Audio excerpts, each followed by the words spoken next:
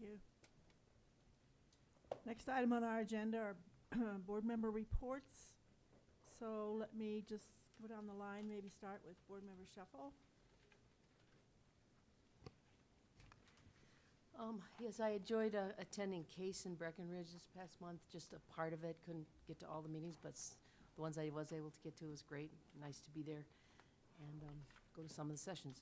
Also met with, or been working with Robin Patterson, a gal who's interested in just the importance of districts being cautious and working with parents on access to inappropriate material in search engines. And so we met with some folks at CDE and talked about that and followed up with this parent and the entity they represent to ensure that there's awareness and also there's a way to address those breaches in inappropriate material for students. Also worked on a publication with the Independence Institute. They're real interested in really working with local board members on how they can advocate for research-based literacy practices in local schools. So that's been a nice initiative and great work that they're doing. Finalized work on the National Council for Teacher Quality Content Matters Advisory Committee, just because the premise of a lot of our work is that teachers need great content knowledge so that they can be effective, and so appreciate the work of that committee. Met with Lisa Medler on the Adams 14 school district and some of the challenges they're having, and tried to problem solve, think through how they might approach their literacy scores and how they can address that. Also, there's a new chapter of the Reading League in Colorado, which is encouraging, so met with the person in Chicago that heads up that entity, and glad that Colorado will have a chapter of the Reading League. And then finally, Colorado Succeeds and Lance and Kelly there, just looking at internships, meaningful education. Many of you have also met with them. So just really trying to gear up for another great school year and try to touch base with all these entities, and great to be part of all that. Thank you. Thank you. Board member Esser.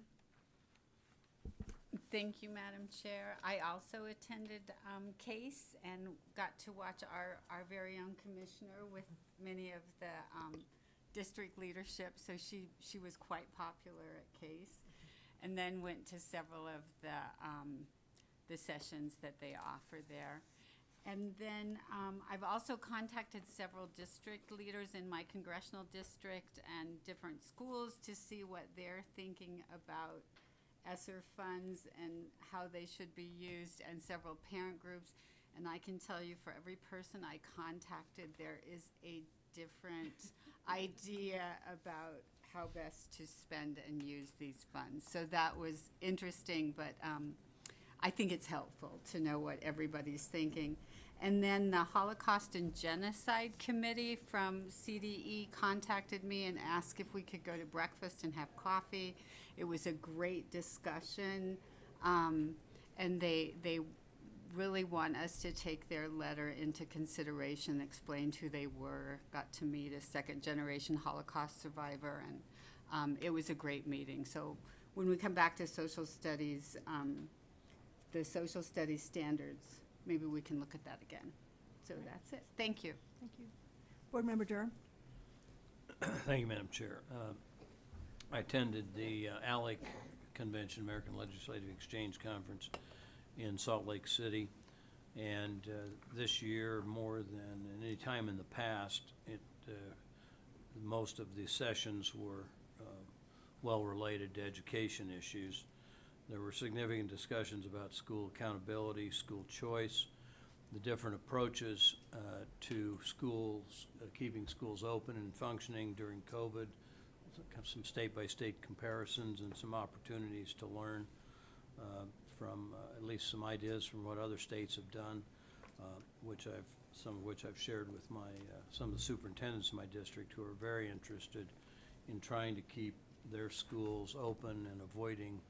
They really want to avoid quarantines and those sort of things that are disruptive, and I hope that we can get there. And also then, of course, the discussion, significant discussion of the topic of the day of critical race theory. And and I think I'd like to focus on that, because since I've, in the last month, more than anything else, I've had constituent calls, school board member calls from my district, and teachers talking about critical race theory.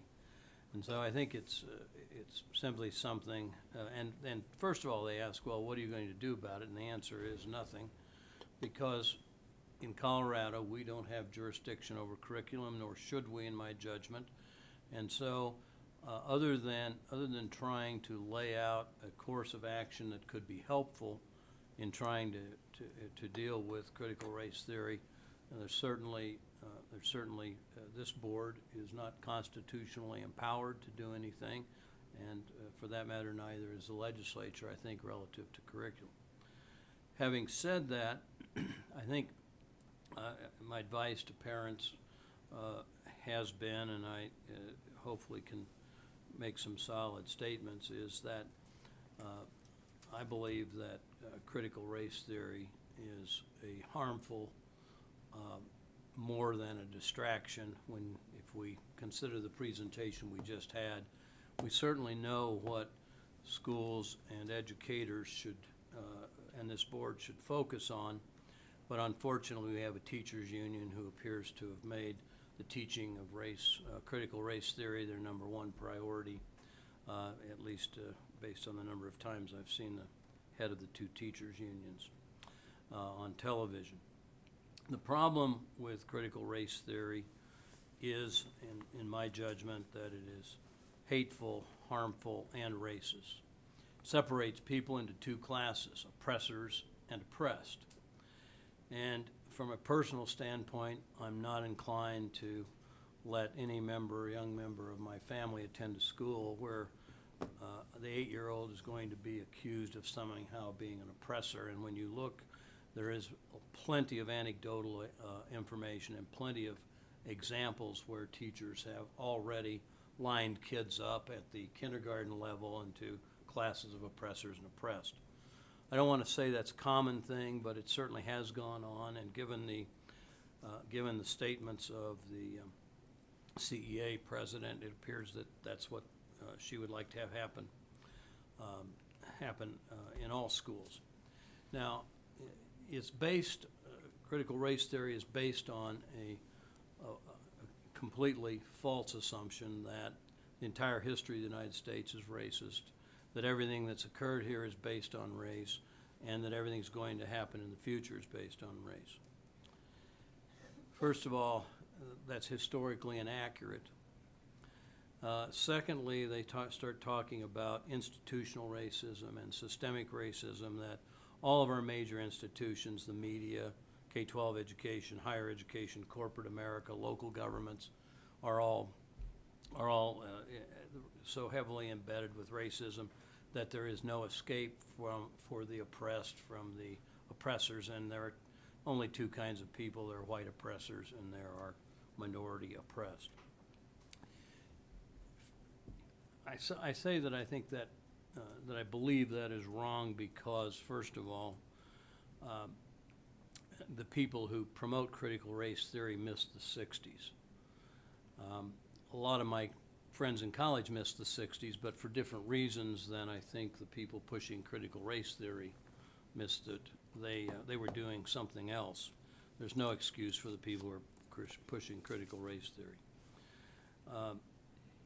In the Civil Rights Act of 1964 outlawed discrimination based on race in housing, public accommodations, employment, pick the issue. And since that time, discrimination has been illegal. Now, if you were to buy the premise, which I don't, that everybody involved in the media, everybody involved in K-12, everybody involved in control of, which, by the way, as a general rule, are not Republicans, for the record. If you buy the fact that they are racist and they allow this institutional or systemic racism to drive their actions, in order for that to effectively damage a minority, an individual minority, they would have to engage in an illegal act. And while I might disagree with the people that have been in control of the media and K-12 and higher education and big city local governments, I don't believe they have been out willfully violating the law and willfully discriminating against people. In fact, I don't believe they've been doing it inadvertently, or they don't know they're doing it and don't know it. I think that was well evidenced by, I thought one of the great, one of the things that amused me most in the last 12 or so months was when, I think it was Princeton University, issued a statement where they admitted to being racist, and the administration sued them for violating the Civil Rights Act. I thought that was really an interesting approach. Of course, then Princeton immediately denied that they'd actually done anything illegal. So when I say they missed the 60s, that the 60s set in motion by making discrimination illegal, and I think that law has been widely enforced. I expect most everybody in this room has at some point or another been involved in hiring and firing, and I suspect no one in this room would admit or in any way concede that they have ever violated any of the civil rights statutes. So I think the presumption that everybody's racist is flawed, but even if they were, trying to attribute the damage or equity gaps or anything else to active discrimination there is no proof of that. It's complete folly. And more important, the premise of oppressor and oppressed is dangerous. It's particularly dangerous to be introduced to kindergarten and first grade and third grade and fourth grade students. If at anything, it's probably an intellectual discussion designed for, that ought to be designed for college, although I personally wouldn't waste any time on it there. So the question for parents is what do you do about it? You know, what questions do you ask your school districts, and what kind of answers, and how do you know you're getting a truthful answer? I think the biggest dodge that, as far as I know, no school district in the state has admitted to teaching critical race theory, but if you delve deep into the curriculum, there's certainly plenty of elements of it out there. The whole concept that the answer is, well, we teach equity. Well, you can't teach equity and talk about oppressed classes that are oppressed, have been oppressed, and are going to be oppressed in the future, so you can't accomplish any meaningful breakthroughs in that way. So first of all, parents and school board members who are concerned about this need to take a deep dive into curriculum to see exactly what is being taught. Secondly, if they get the wrong answers, their options are relatively limited, because as I've said, this board can't do anything about it, so you have to deal with your local school boards, many of whom are willing to accept the denial of their, and the denial I love the best is, why worry about it, we're not doing, don't pass a resolution saying we can't because we're not doing it. Well, if you're not doing it, then you shouldn't object to a resolution saying that you shouldn't do it. So that's always one of the great inconsistencies. I always love that answer to the legislature. Oh, don't make us do it because we're already doing it. Well, okay. Well, we'll just codify what it is you're already doing then. So I think they have to resist. I think it's up to all of us to resist this kind of poison. And if you don't get the right answer from the school district, you obviously want to try and change it at the next election. But in the meantime, you may very well wish to vote with your feet, because if it were my child, they would not be attending a school where I believe they were teaching critical race theory at any age, particularly the younger ages, where I think when you're talking about that sort of thing to elementary school teachers, it's not education, it's indoctrination. And that's an important distinction to draw. So the other thing that I tell parents is there are alternatives. There are curriculum out there, and I would suggest that there's a curriculum out there put out by an organization called Good of All. They have a website, goodofall.org, and they they have developed a curriculum that has been adopted in several states and a number of school districts that is really modeled after the teachings of Dr. Martin Luther King. And which brings me back to the 60s. But I remember one of the, his perhaps most famous speech, which is where I think we ought to be with this topic and the way we ought to be dealing with this issue. And we ought not to be dealing with it with the idea of equity, and we clearly ought not to be, because it's a complete violation of, I think, of everything Dr. King ever talked about, is that, everything is about race. Because Dr. King said, "I have a dream that my 4 little children will one day live in a nation where they will not be judged by the color of their skin, but by the content of their character." Everything about critical race theory is the antithesis of that statement, that we should be working for a society that is colorblind, that treats every individual based on their merits, not on their skin color, not on their religion, not on their national origin, but based on their merits. And to do that, we have to recognize that the importance of what we're trying to do, and I think what educators ought to be trying to do, is to teach individuals. Every child is an individual. Not every white 6-year-old is an oppressor. Not every black 6-year-old child is oppressed. And I would simply say to minority parents, you're in greater danger from this theory, from critical race theory, than white children.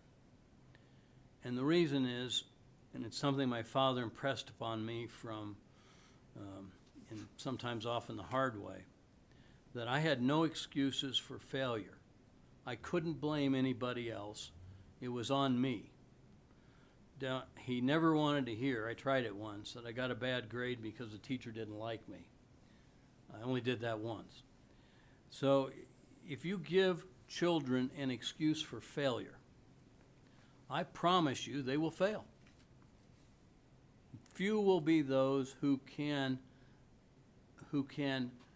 blame others and succeed. So I think there is danger for everyone in this by letting this critical race theory go unanswered and be taught in our schools. So I will continue to respond to parents and school board members and others that it's up to you to do something about it at the local level. It's up to you to do something about it when it comes to electing school board members if they're not responsive. And it's up to you to vote with your feet and get your children out of schools that do not make it clear that they are not teaching race hatred, class oppression, and color oppression. As Dr. King said, and as we try to address the problems that exist in this society, he said the means we use must be as pure as the ends we seek. And it's clear to me that the means that are embedded in critical race theory are anything but pure, and I hope that my colleagues would consider passing this message on to others. Thank you. Thank you. Board Member Skarsgård. Okay. Thank you, Madam Chair. I'm not really comment on all that, other than I think it's fair to say we are a unique board. We are very different individuals. I disagree with almost 100% of what my buddy said here, but that's fine. That's America. So I'm going to just report on what I did. And it seems like June was just around the corner. So I too went to CASE, had a wonderful time. It was really fun to be up there to just be a visitor.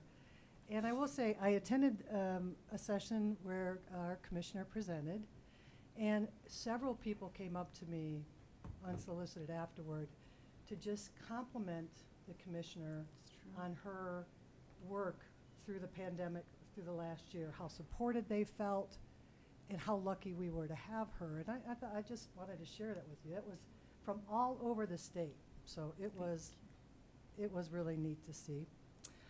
Been going through NASB new member training with my colleague, Dr. Esser, learning some tricks. I hope to pull a few moves on some motions once we maybe get an opportunity. They've been teaching us how to do some stuff, but not feeling the confidence yet. No. Also did a tour of the Talking Book Library That's right. out on the west side, which is an amazing facility. I think it's the only building owned by Department of Ed or, yes, it was an interesting thing. Anyway, providing a wonderful service.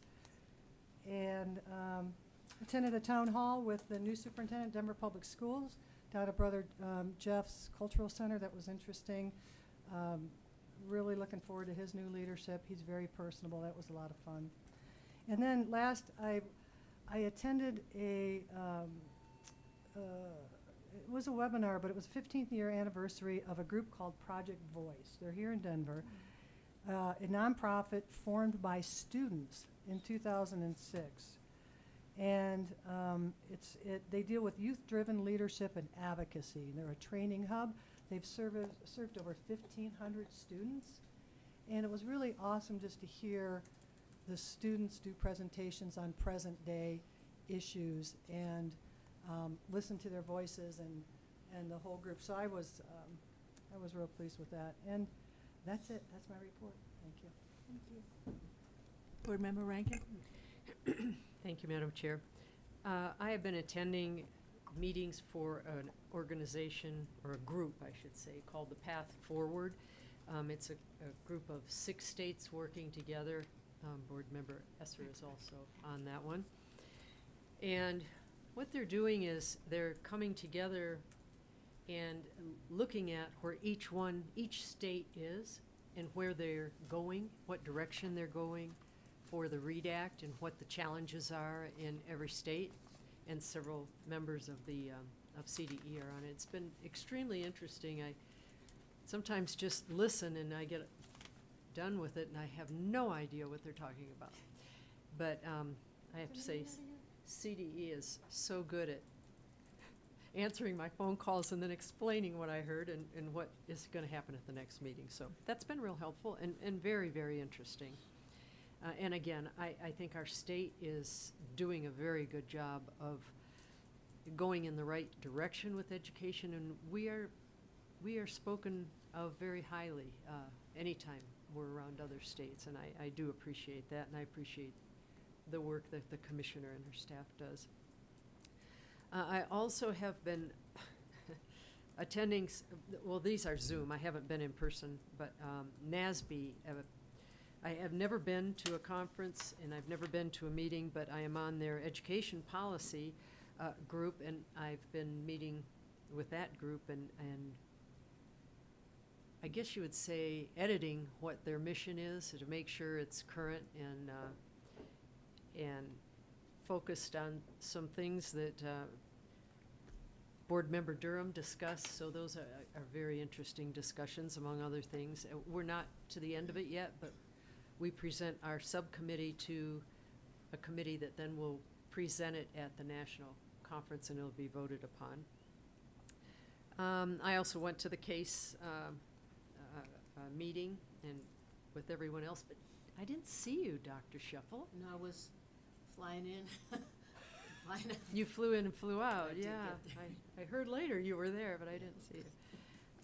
I also I've been meeting with, in person, on the Western Slope. A lot of people are meeting in person. And Club 20 had a meeting, and I spoke about the number of education bills, and specifically the ones that passed, and what it means for their education policy committee out there. That was real interesting because I had to go back and look up all the bills, and it's amazing how many went through the legislature last year. I also have been going around and speaking to groups about the science of reading and what the READ Act's all about. It's still new to a lot of teachers, a lot of parents, just a lot of people that don't quite understand what it's all about. So I think we have to keep talking about it. And I, of course, will continue to do that if a child can't read, they have a lot less opportunity for success in life and economically taking care of themselves. And so it should be number one. Our numbers aren't doing well because of course, the numbers we just got from Joyce Zerkowski, and because of the pandemic and the testing that we couldn't do to compare. And that is usually a real important indicator of how we're doing and what direction locally they need to go. And I will be attending a superintendent's conference out on the Western Slope, and I'm real curious to see how some of them are doing getting back to school again. I mean, getting back in the fall. A lot of them never missed a beat during the pandemic. They still met in person. So we'll see how that's going. I also read an interesting book called The Flat World of Education, and I would recommend it. It's one of those books that you read a little bit of and you really love it, and they're right on target. In the next chapter, you're just madder than a hornet. And I think those are good books. It makes you think on both sides. And then I want to bring everyone's attention to the fact that Julie Tollison, over the summer, did a hike from Aspen to Crested Butte. That is an incredible feat. And she called and said she was coming out to Aspen and she wanted to know how to get up to the start because they only allow buses to take people up this smaller road that's getting too many bicycles and cars. And I had my phone all day in case she called and needed help. And she never called, so I was kind of disappointed. I would have liked to have seen. So she went over one day and then spent a couple days in Crested Butte and then turned around and walked back. Wow. Good job, Julie. Good job. And then I just would like to comment, I am also hearing a lot of things about critical race theory in my district, and also sex education in the elementary schools. That's a hot topic out there. And then nationally we hear about masks, and I'm sure that they are discussing that out in my district. I haven't been out there enough to hear those conversations, but the CRT and the sex ed are really hot topics. One of the things that's interesting about these discussions and the hundreds of parents that are showing up for board meetings, parents are getting more and more informed as to what's going on and what they can do about it. And as Board Member Durham said, they need to attend their local board meetings. They need to find out what the responsibilities are of the board, local board. That's where they can make a difference. And I have been sending out a lot of information from our CRS book to what are the duties of the boards, and how these parents can ask the board, what is the curriculum you're using? They can go into the school and ask the principal, what textbooks do you use? And you should be able to look at a copy right there or check one out. It shouldn't be that difficult, and some of them tend to think they have a problem, and so I just try to navigate them to a superintendent or a principal or someone else that can help them with that, because we do not have oversight at all in our job, but we're more educated because of the job we do, that sometimes we can help educate the parents. And I mean, the name of the game that we do is education, so I think on all fronts. It's pretty much what I've done since we last met. Thank you, Board Member Rankin. Board Member McCollum. Thank you, Madam Chair. I just want to acknowledge our local elected school board members and take just a moment to express my thanks for their service, which, as far as I know, there could be exceptions to this, but I've never heard of it if there are. As far as I know, they serve without pay, simply to try to make a positive contribution to their community. And they are facing an upcoming time and have been through a recent period of time when there was no place where they could stand, no position they could take that would not receive impassioned negative feedback. And that's tough on them, and I wish them well as they go forward in their duties. I feel a little guilty almost saying that it's not up to us what happens with respect to prescribing curriculum, but that is the truth. But I feel a little guilty knowing whose shoulders that's going to fall on. Our unpaid elected local leaders are really in the thick of it right now, and I just want to acknowledge that and give them my sincere thanks, and to the superintendents as well, because I know that's a challenge for all of the school leaders. I had a great talk with the president of the Littleton Education Association, as well as several other education stakeholders on a number of topics in my district, including but not limited to recovering from the challenges that the pandemic has placed squarely in our laps. I also visited a couple of redistricting commission hearings, making clear that I spoke on behalf of myself and not on behalf of this board. But we talked about education as a community of interest in my district. I'm looking forward to a town hall later this month, as well as catching up with education stakeholders, including some of the legislators in my district. That's what's going on in CD6. Thank you. Thank you. Very briefly, I was invited to join several other, both Larimer County local and statewide electeds at the Larimer County Boys and Girls Club. It was really great because there were two panels. The one panel was students, and then the other panel, and we could ask them questions and they made a presentation and answered a bunch of questions. And then the opposite, we were up there, answered some questions, and then answered questions from the kids. And boy, they were smart. COVID has hit them hard, but they have been watching. They have suggestions. I hope I gave them really good advice to go to their school boards, because they were very engaged in talking to us, but they did not know where to go to talk about the issues in their particular schools.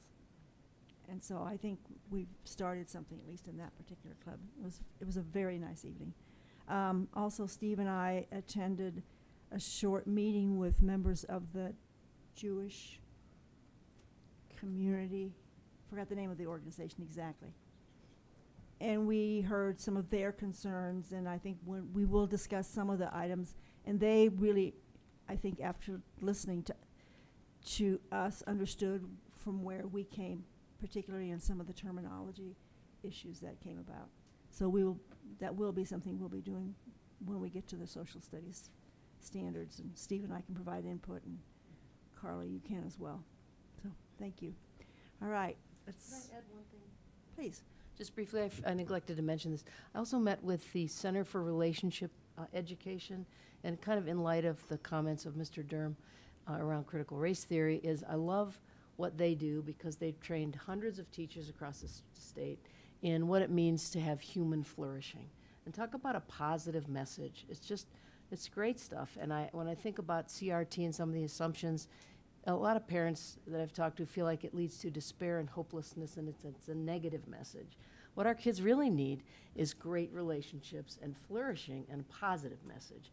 And so I appreciated meeting with the person that runs that, and just looking at their curriculum and looking at all the research behind it from Harvard and around the nation. And it's just a really positive message, and I'd love to see more of that happening in our schools, because I think parents and students would really resonate with them on a positive Sure. note. So thank you. Thank you. All right, if we are ready to talk money, I would be grateful, staff. Commissioner? Okay, thank you, Madam Chair.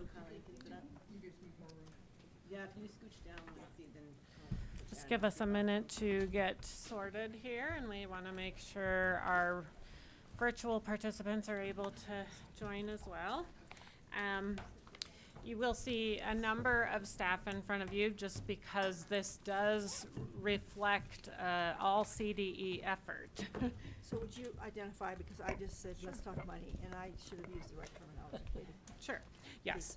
So what we're going to talk to you about today is our COVID relief funds that come from the federal government. And we affectionately call that ESSER, not for Carla Esser's last name, though that is a funny coincidence.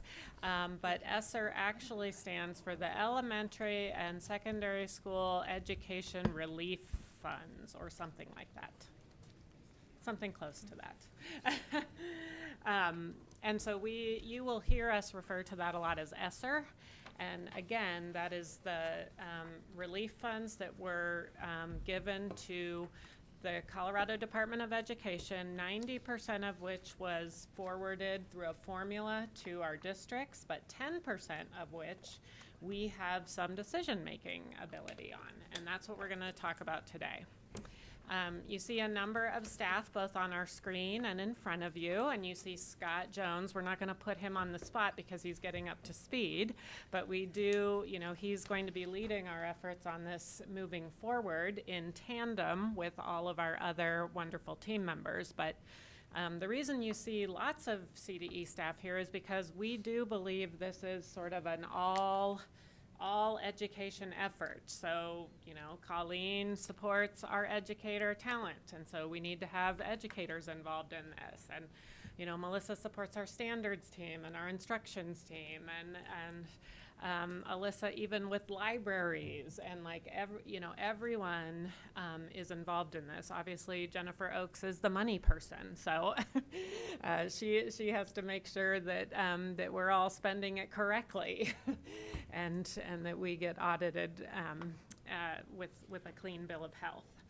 So we're gonna talk to you about some things, and we're gonna talk to you also about some ideas we put together. We know this is kind of a heavy lift to, process everything in this quick fashion. The timeline was given to us from the federal government. We actually asked for an extension.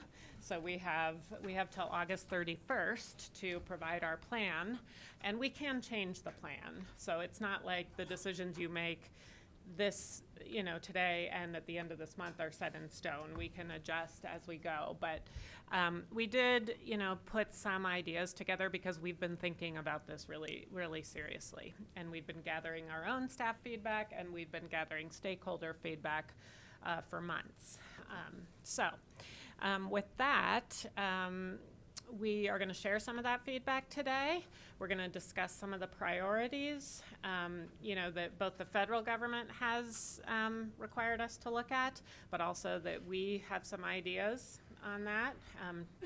And then we'll have a board discussion about it. And then we'll have a couple, not very long, because August 24th, we'll come back together to make some decisions.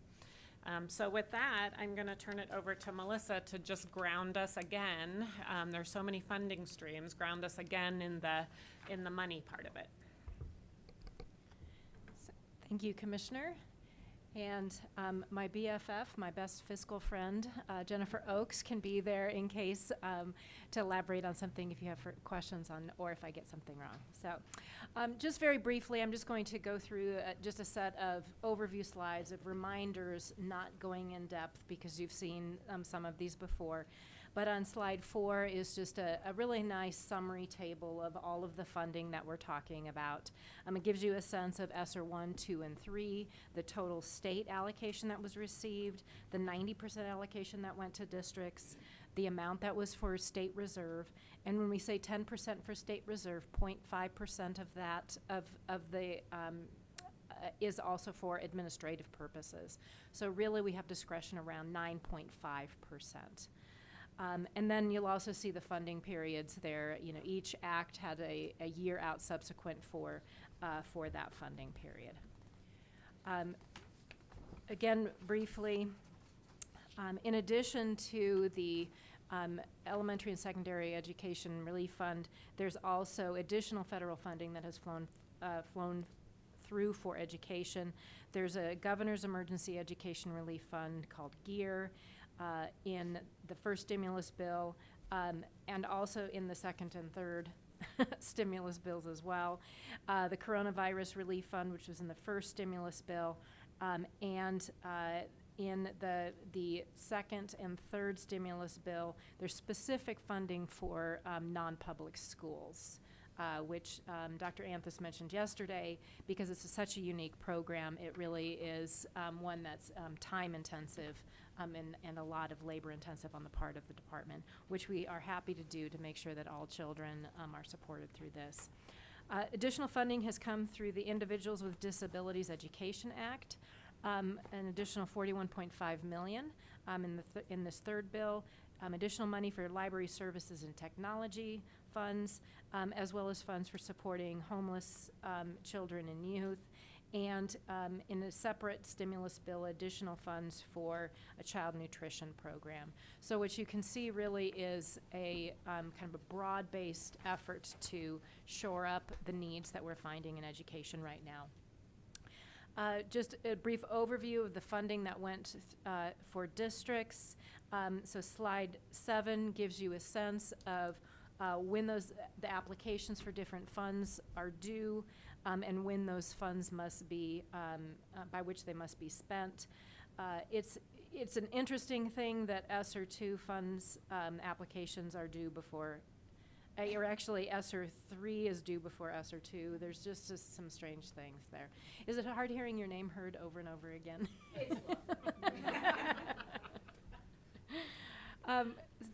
Because the funds for ESSER are distributed through the Title I formula, we know that it's not an equal amount or a per pupil amount that goes to every single district. And so as we've looked at our state set-aside funding, we've tried to take into account how the local funds are distributed, where there might still be some needs. So you'll see here an overview of the 9.5% of our state discretionary funds. So what you'll see in ESSER 1 is how the allocation was used. When we say funding gap supports, that is typically around looking at ensuring that all districts receive at least some funding. So looking at districts who receive little or no funding under Title I, as well as looking at additional funds for special education services for Native American students and tribes. Because BOCES are not considered local education agencies under federal law, we were able to kind of shore up, knowing that they also have some needs. We've looked at broadband needs. We've looked at statewide capacity building, which is really focused on teacher recruitment and workforce issues, and as well as expanded learning opportunities. In our ESSER 2 funds, again, you'll see the funding gap support. You'll see other allowable activities, which are some funds that can go for things like additional funding for administrative units again, as well as funding for tribes. Where we're really focused today is on ESSER 3 and looking at how those funds might be distributed. And different from the other funding sources, there are some constraints. We'll talk about those in just a moment. But this just kind of gives you a lay of the land. This is as you go into the mall and it says you are here, this is kind of the you are here. We're looking right at that bottom row, except there's no merchandise available for you. So our process and timeline for this, we really wanted to make sure you had some input from stakeholders to understand kind of what is it that we're hearing from not just those that we typically meet with, but hopefully casting a wider net. So we've let you know that we contracted with Keystone to help do some actual engagement for us and summarize that work that happened in June and July. We're going to today present kind of the big buckets of feedback to you in that report. As Commissioner Anthus noted, on August 24th, we're coming back to say, to ask you to make some decisions around the direction you would like us to go. And we need to submit our America Rescue Plan, state plan by the 31st of this month. So we have been working on those parts that we can complete, but we have some blank spaces waiting for the funding decisions from the board. With just a bit more context, we're really interested in making sure that we are coordinating because as you see, there's funds that come from the governor's office, and there's different funding streams, and also you know, obviously our state legislators are interested in supporting the work as well. So this diagram just kind of shows all of the considerations that we're working to manage and coordinate so that, you know, we can be thinking big picture about these fund uses rather than, you know, discrete decisions about fund use that may or may not comport with other priorities.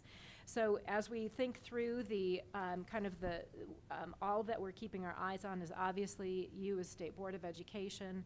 We're thinking about how is it that districts are spending funds and needs that they may have that we may be able to fill with some of our state level funds. Obviously working with the governor's office through the GEAR fund, working with the lieutenant governor's office with the work there around AmeriCorps and bringing additional supports to our workforce, and also, you know, staying closely in touch with philanthropy and nonprofit and community partners in that there's everyone realizes the degree to which we all need to come together around this. So to give you a bit of a sense of where we are with how funds are being used across the three funding sources. Slide 12 shows a kind of a nice distribution of those. This isn't an exhaustive list of those things, but these are the primary categories that you'll see here. You'll see that green represents ESSER 1 funds, blue is ESSER 2 funds, and the orangish yellow is the ESSER 3 funds. What you'll see for the first column, other needs due to the pandemic, those are just things that are not falling into some of the other major categories. Direct your attention to remote supports. What you'll see is from ESSER 1 to ESSER 2 to right now, at least those districts that have submitted their ESSER 3 applications. Right now, we're not seeing anyone using their ESSER 3 funds to this point supporting remote because we really are hearing from districts that they want to have kids in classrooms. And so that's why you'll see that step up from ESSER 1, 2, and 3 to supporting in-person learning. So all of the things that would need to be put in place in order to help schools and districts deliver that instruction in person. You'll see kind of a step down in education technology with a real focus on that at the very beginning with our first relief fund all the way through. You see a pretty much steady ESEA allowable activities. What that means is among all of the allowable activities under these three funds, anything that's allowable under ESEA, so anything you could use your Title I, II, III, IV, and so on funding, you can use ESSER funding as well for, or under IDEA or McKinney-Vento or the CTE. So you'll see that there's kind of that you know steady need to kind of augment those. You'll also see a step up in using those funds to address, we say learning loss here, we might want to call that more about learning opportunity loss. And so you'll see ESSER 1 was really focused on emergency needs immediate. And now ESSER 3 is really starting to look long-term, which as we looked at the growth trajectories that Joyce Zurkowski presented earlier today, that's really where we need to focus on how do we address the learning needs that our students have. And you'll also see funding use for summer programming and mental health. And then before I pass on to I'm not going to pass off to to Alyssa Pearson. Just a reminder about allowable uses under ESSER 1, 2, and 3. You'll see just a listing of the types of things. Again, these are not just completely discretionary funds. These are funds that need to be focused on responding to COVID-19. So ESSER 1, you'll see a lot of things about just immediate response to the pandemic. ESSER 2, same allowable uses as ESSER 1, but adding an emphasis on addressing the learning needs of students, facility repairs and improvements, and making sure we can have operations of schools. ESSER 3 is when we started to see a much greater kind of restrictions or focus of those funds. And for district funds, 20% of their local funds need to be spent on addressing the learning impacts of COVID. And as you know, we have a similar restriction at the state level regarding focusing those funds on addressing the learning needs of students. I'm going to hand off to Alyssa Pearson, our Deputy Commissioner, to talk about some of the coordination pieces that we're looking at with some of the state level work that's also going on. Thank you, Dr. Colesman. Good afternoon, everybody. We're going to spend a little bit of time. We heard you really clearly at the work session about the desire to avoid duplication and understand the other pieces of the initiatives and the resources going on in the state to support our students and their pandemic needs. So we want to spend some time talking about some of the things going on in the state. I'm sure there are some significant pieces of work that we haven't captured here, but we tried to get the big ones that we are at least are aware of or in our sphere. I'm going to probably do a little bit higher level, but if you want more detail on anything, feel free to raise your hand and stop. I just know we want to probably catch up on a little bit of time as well. So we're going to start first talking about, let me turn the slide, what came out of the General Assembly last year. There were a lot of bills. You heard from the commissioner yesterday about the 44 bills that we have a role of implementing. There's some additional bills that we don't have a direct role in that are out there that'll support kids. And I'll talk about those a little bit as well. These ones are the main education-specific related pieces of legislation. I'm just going to highlight the ones where there's funding. Some of them were more about processes or how we do our work, but didn't necessarily come with funding for them. So the first one on this slide is supplemental education for high-impact tutoring programs, and they put $5 million to that. I think there was a strong desire to ask if we would help support that kind of work with our state, with our ESSER dollars as well, and you'll see that later on in some of our recommendations about being able to supplement the $5 million that is there. There's a lot of research behind high-dosage tutoring or high-impact tutoring programs. There is $10 million put for public school air quality improvement grants. There is $9 million to support the educator workforce, and when we talk about the input that we received and some of the themes, you're going to hear even more. I'm sure you all have already been hearing about the workforce needs. So there is some money already going to that, and we'll talk about some more in all these different partners, how people are supporting the workforce.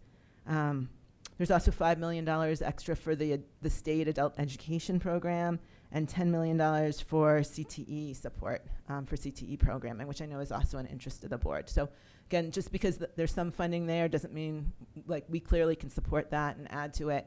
But I think it's just important to know that those pieces we want to do work in cohort with those other programs that are already in existence, so we don't create more one-off opportunities for our districts and make more work for everybody. We wanted to spend a little time talking about the mental health legislation and resources available. I think you'll see, you probably saw in the Keystone report, and again, probably have heard from your stakeholders, just the impacts and the needs that people are sharing, both for their students and for their educators and our leaders in our state. I think you all probably heard a lot of that pre-pandemic, and now it's just gotten kind of exacerbated during the pandemic. So House Bill 21-1068 added a number of things. That one is really focused on annual. It's more of a requirement than a funding piece for mental health wellness examinations. But House Bill 1258 is one that I think we really want to try and pay attention to and make sure schools are aware of. It establishes a temporary youth mental health services program with the Colorado Department of Human Services. It's in the Office of Behavioral Health. It is not with us. It does not go through schools. But it will reimburse providers for up to 3 mental health sessions for students, and may be able to provide reimbursement for some more. So that's support that our state is providing for children and families across the state. Again, not going through schools, but just something to be aware of that's out there. And then House Bill 12-137 was a huge bill. They put $114 million there. There's about $8.5 million focused on children and youth behavioral health initiatives.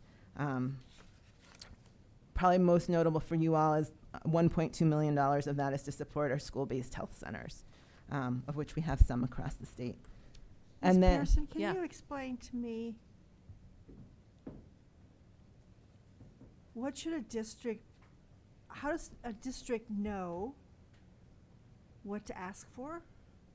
I mean, I see all these counselors here, there, but what's the logical, thoughtful process of identifying student needs, identifying staff needs, making an application? Everybody's gonna be back in about 2 weeks. Yeah. I don't get it. I mean, I don't understand how this can be addressed effectively. Listening to those kids, the Boys and Girls Club, there probably ought to be some opportunities for them to talk as soon as they get back. Or are their teachers trained? Are there resources in the school? I'm wondering how we can do this. And Board Chair, are you speaking about mental health and behavior and social emotional needs in general? Well, I think it's a great question for districts, and I think we may be hearing from the districts next month. But I think a lot of them have processes in place already that they've used over the years for identifying student needs through MTSS, multi-tiered systems of support. I'm not going to use the acronym. Thank you. To help identify needs and match them with student services. But Dr. Postman, But is there they're going to be anything? coming back in huge numbers. Yeah. This is not something like, well, maybe 9/11 Yeah. would be a similar example, but this is much more dramatic than the occasional things that come up. And yet the money hasn't been distributed, right? The counselors are not necessarily in the schools, or are they? Have they been able to hire counselors already with the ESSER 1 and 2? Okay, so Absolutely, that's, and they have that's their sort of- and they have their ESSER 3 as well. I think, and so they've been able to do some of that. We also have a state grant supporting school health professionals. But I think one thing you'll hear about, and that we heard in the listening sessions, is the workforce need. That especially in some parts of the state, it is really hard to find professionals that can fill those roles. We have a shortage there. So I think districts are trying to do a lot to support their educators that are frontline with kids, at least to be able to help manage, not to provide services, but to just be able to create a classroom environment where kids feel safe and comfortable just and wanna talk. transition back. Mhm. They, to some Yeah. extent, I mean, that's the starting point, is they just want to talk and share their experiences. But I've been wondering how prepared, or do we know, I guess it's not our bailiwick, right, to really know where they are. There are some resources in our toolkit. I don't know, do you want to talk about that, Dr. Kolsman? Sure. So as part of our response work, we've created a COVID Learning Impacts Toolkit it's kind of a starting point. It's our 1.0. That it includes a section on response planning, a comprehensive response planning, so that districts can think through what are the academic needs of their students, what are the mental health needs of their students, what are the just the needs of their district. So kind of taking them through a planning process. And there is a section in our toolkit which just looks at well-being of students and staff with some initial resources and initial things for them to draw from. Our intention is to continue to build that out as we hear what needs are. So, we really want to make sure that toolkit directs them to kind of a hub of high-quality resources on our website. Okay, that sounds good. This is going to be ongoing. It's not like in 3 weeks we're done with this particular problem. Yep. So I'm glad there's the funding, but I'm also happy to hear that this has been begun over the summer at the district level. Absolutely. Thank you. And the last bill I want to highlight here is SB 21-185. There was a lot of components to that bill. Colleen can lay them all out if you guys want to get into more details. But one part of it requires the UC Health Science Center to provide support services for educators. And they were doing that this whole past school year. There was a hotline that educators could call if they were overwhelmed and just needed some help thinking through what an incredibly hard year it was and extra hard for supporting their students. So that will continue on. Okay. Yeah? Just a quick question. So it says a fee-for-service contract. Is that where the individual teacher pays? The district pays on behalf of the teacher and the district is reimbursed? That is a good question. Dr. O'Neill, do you happen to know? I'm gonna. Sorry, phone a friend. Yeah, absolutely. I'm gonna say I think that's on. Right now, it is paid directly to the university to provide those services. So they don't, particularly the districts don't have to pay and the teachers don't have to pay. So we advertised it pretty aggressively last year to just say call, because it is a free resource that they go through. So it goes straight kind of through the Department of Higher Ed and then into that university. So really not Okay. through CDE. All right, I didn't see a dollar amount, so I didn't know Yeah. who was paying what. Yeah. Okay. I think that, yeah. Okay, great. Okay, that's high level, what happened with the General Assembly and the legislature last year. I'm, again, sure we're missing some things, but I think those are the major topics. The next thing we want to talk about is just what the governor's office is doing with some of their GEAR money. You all probably know some of this already. It was the RISE program, the Response, Innovation, and Student Equity program. They did 2 rounds of grants last year. Some of the examples of some of the granted programs are on this slide, and there's also links to all the grantees if you're interested in digging in more. But the main focus and kind of themes was around partnerships between districts or districts in higher education, with focuses on CTE programming, literacy, and expanded learning opportunities. So there was a wide range of neat programs going on across the state, initiatives that we're really excited to learn from. The governor's office also invested in evaluation for this that started right at the beginning, so we'll get some good information out of how these different partnerships go. If you'd like to make any changes. Yes, what changes would you like, Mr. Durham? Okay, in addition to the GEAR funds, with the RISE grants, there's also GEAR funds to talk about the Tutoring Corps initiative within AmeriCorps. Dr. O'Neill has been so amazing at helping us move this forward. I'm really excited about this work because I think it's one of the most innovative and collaborative partnerships we've been able to come up with to really meet student needs and then also to help us with our teacher pipeline. So what we're doing is expanding AmeriCorps, or the Lieutenant Governor's Office is doing, along with the Governor's Office with the GEAR funds, is expanding AmeriCorps members, the number of them. We had done some of that last year to work on the substitute needs. We're continuing that support, but we're also adding additional AmeriCorps members to help with math and reading tutoring across the state. And from that, then we want to we're building out how to make those AmeriCorps members easily accessing a teacher pathway to teacher prep. And so that we can have a great pipeline of educators coming through as they're working in schools, as they're learning how to be tutors, getting them excited about teaching and into the profession. Would you add anything? No, I think that's great. I think this is a 2-year program with AmeriCorps, so we're starting with them really supporting on the on the ground needs with our students. And then the next year, there will be almost a residency-based educator preparation program. We're looking to capture anywhere between 380, 400 educators through that pathway. Wow. It's neat. I'm excited. Okay. And then we've been trying to work more with community and philanthropy and nonprofit partners than I think probably historically CDE has done. There's some really neat work going on across the state. We got to hear about lots of it, especially during the listening session. We've got community-based organizations that are working directly with our schools and districts. Dr. Schroeder, you probably heard at that Boys and Girls Club presentation, or I don't know if you did, but the Estes Park Boys and Girls Club worked really closely with their school district over the past year. When school was remote, they provided adults on site so that kids who couldn't be home by themselves or whose parents needed to leave and go to work had a place to go that was safe during the day. When the school district went back into person, they kept the staff from the Boys and Girls Club at the school to be additional adults to be able to support students in their learning and their needs throughout the day.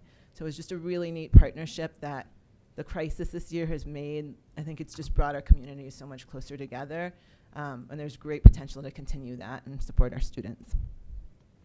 We also had community-based organizations working directly with the families in their community. So sometimes they were connected with schools and school districts.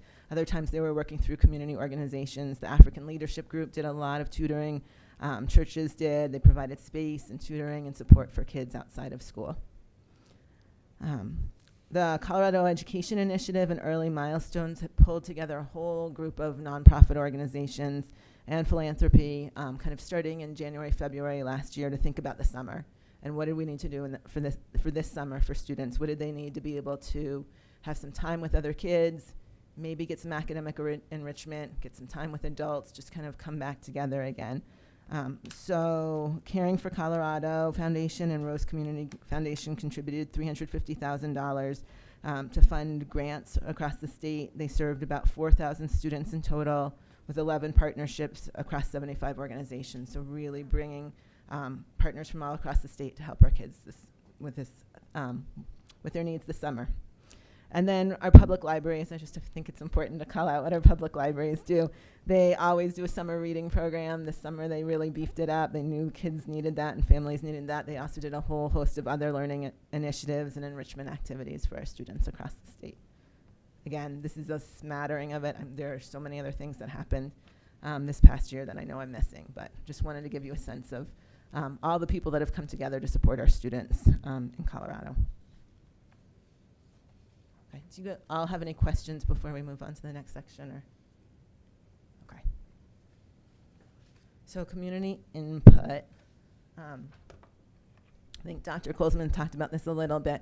We contracted with Keystone Policy Group for the community input process.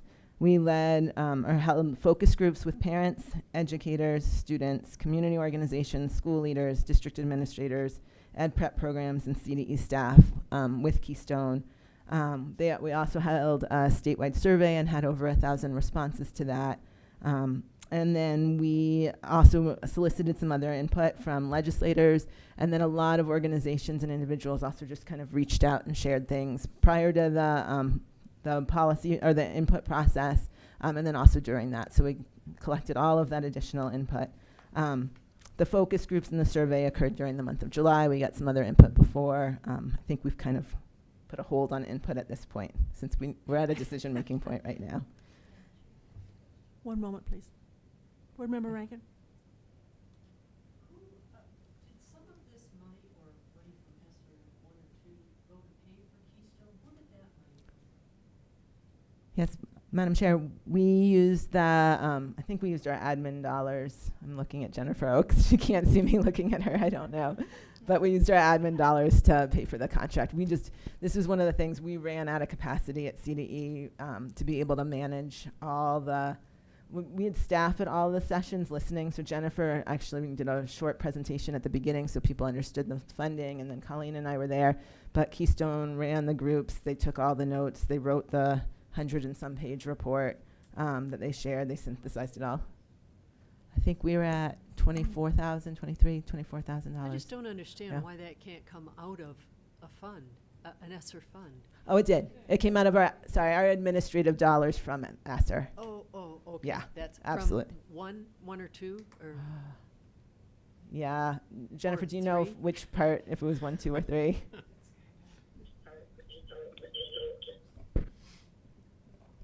Oh, sorry. Sorry, I had to mute that before unmuting. So it came out of our ESSER administrative funds, and so we have a half of 1% for each of the ESSER 1, 2, and 3 sessions, and so I believe it might have come out of ESSER 2. But we're sort of treating those all as the same pot of money. We received guidance that that is allowable from the U.S. Department of Education, that our administrative funds could be consolidated between the three. So I might not be exact on which of the ESSERs it came from, but it did come from that 1/2 of 1% for the administrative, the back end offices for CDE. thank you. You're welcome. Okay. I'm going to summarize for you. Sorry, the sound is loud and then quiet and then loud.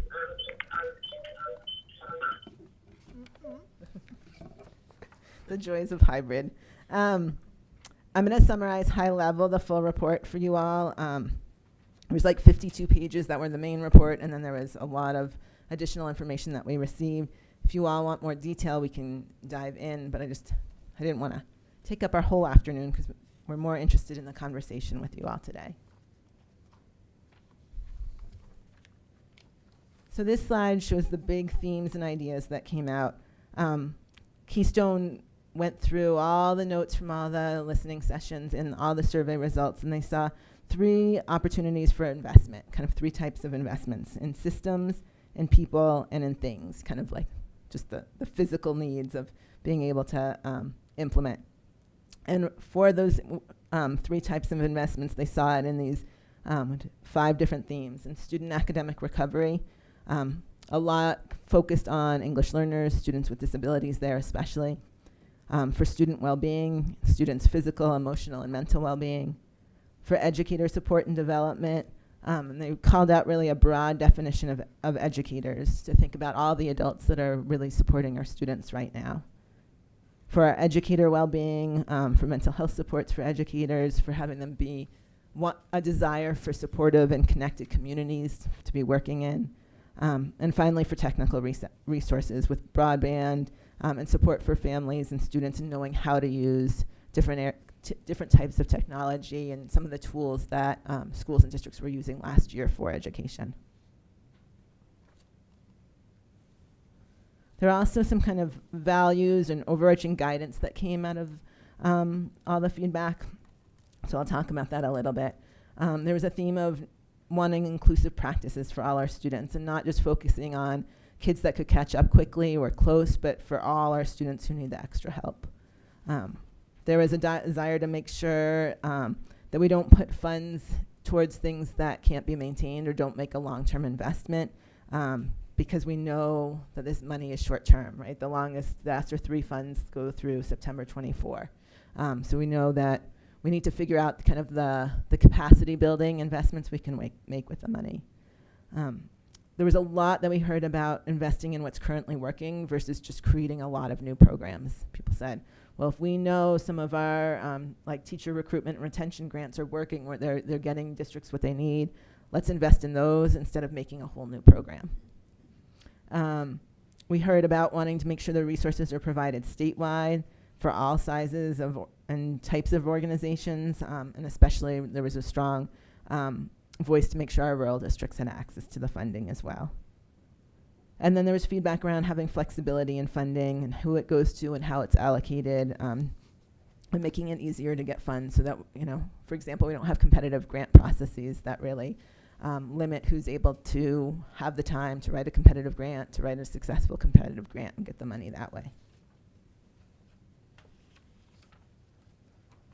So then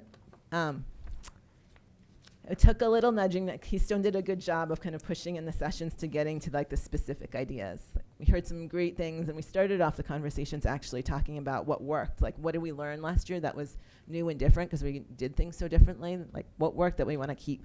So we had some good kind of big picture philosophical conversations and things that we wanted for our education system, and then we kind of pushed to get into what are those specific investments.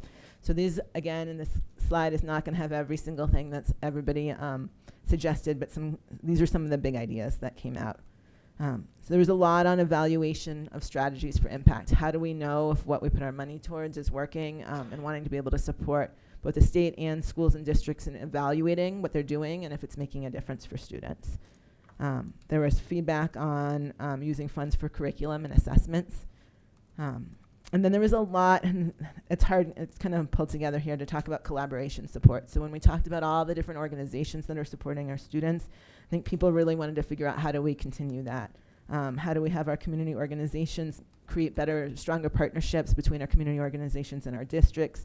How do we support multi-district partnerships? I think you all probably have seen and heard some of those proposals, and we'll talk about that a little bit more later, of how can we help our districts, especially our rural, come together and do some work that they couldn't do on their own. And then thinking about startup costs for collaboration structures. And Dr. Escarzaga, I think you talked about this when we did the session in May, of are there ways that we can help support the infrastructure right now to be able to get those collaborations a little bit more solid so that that can be a longer term work, because it's not easy. Like, we know working across, just even at the department, takes time to be able to work with different units and different partners, and you got to have some structures in place to do that. So I think people really wanted to be able to figure out how to make that continue. There's a lot on professional development, coming from teachers, coming from schools and districts, coming from students about their teachers. coming from even our community-based organizations that wanted to be able to partake in CDE's professional development, because they had individuals that were like, well, we'd love to learn about the READ Act and the instructional strategies there. We'd love to learn about trauma-informed care because it'll just help us better. So there was a lot of interest in professional development, so much on recruitment and retention strategies, because the workforce was such a huge theme. Suggestions for online tools supporting if we need to do more remote learning, or as we kind of implement a little bit, who knows what this year will look like, but having some of those tools. Communication supports was really interesting. We heard from a number of people on the desire and the unique role that the state's in to be able to share some information. So for parents with students with disabilities, what can the state share to help ensure parents understand what their students are eligible to get in terms of services? What can the state do to provide supports and focuses on languages other than English? So there was a interesting theme that came out around our role in communication. We heard quite a bit about students with disabilities, especially around providing compensatory services. We heard a little bit around charter authorizer support. And then I neglected to put a blocks up there, I'm sorry, about mental health. And really the specifics behind that were around training for educators and community members, recruitment for mental health professionals, and the actual services themselves. Those were some of the suggestions that came forward. The report also, if you go look at it, has some other sections in there of suggestions that really are more tailored for district and school level, and where the 90% of funds, those expenditures probably would best be made, decisions could be best made around the use of those. So those are in that full report as well. And then finally, as we move forward in the next section of this conversation today, we wanted to kind of keep in mind two conversations.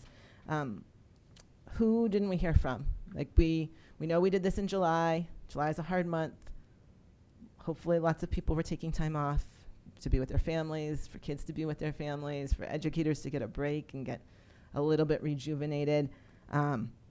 And so there's some voices I think that we're missing in these conversations. You know, we did a great job just really quick trying to get who was available and reach out and make sure we had different constituency groups covered, but I think there's voices that we didn't hear from. And then also, when this all happened, we didn't have the state assessment data. Clearly, you know, that just was shared this morning publicly. And so I think as you think through the expenditures and the allocations that we want to do, we want to give just keeping in that state assessment data and what we've learned there, again, as just another piece of information and kind of the puzzle of us deciding where we want to go and move forward. With that, we know we're going to continue to learn and see what our needs are as time goes on. I think you all shared that pretty clearly in the May work session about how do we leave some space. Things are going to continue to evolve. We're going to learn better about what our kids need. I think in May we were all really hopeful that this school year was going to be really close to normal, whatever that means. I don't know what it's going to look like now. I feel like we're in a little bit more of an unknown place than we were in May. So I think we just want to, this is our best understanding now of what our needs are and where we could put some funding to address those needs, but it may change. And hopefully we will learn and know better what we need over the next few years. Okay. So I have another question, and others speak up if you.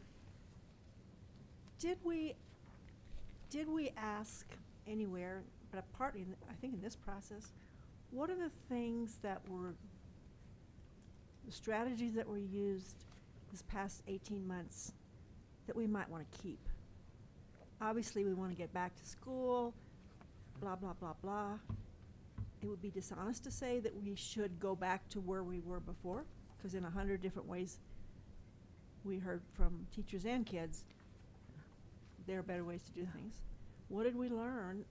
What are things that we should support that were seen by students and educators that we want to continue? Thank you, Madam Chair. That was really the first question that we asked in the listening sessions, and it it was really exciting to kind of hear some of those things. So I'll start, and then if Dr. O'Neill or Ms. Oakes want to jump in, because they heard lots of those conversations as well. I think there were some real benefits to the flexibility in place and location. Not the full remote. I don't think we heard much that people loved the full remote.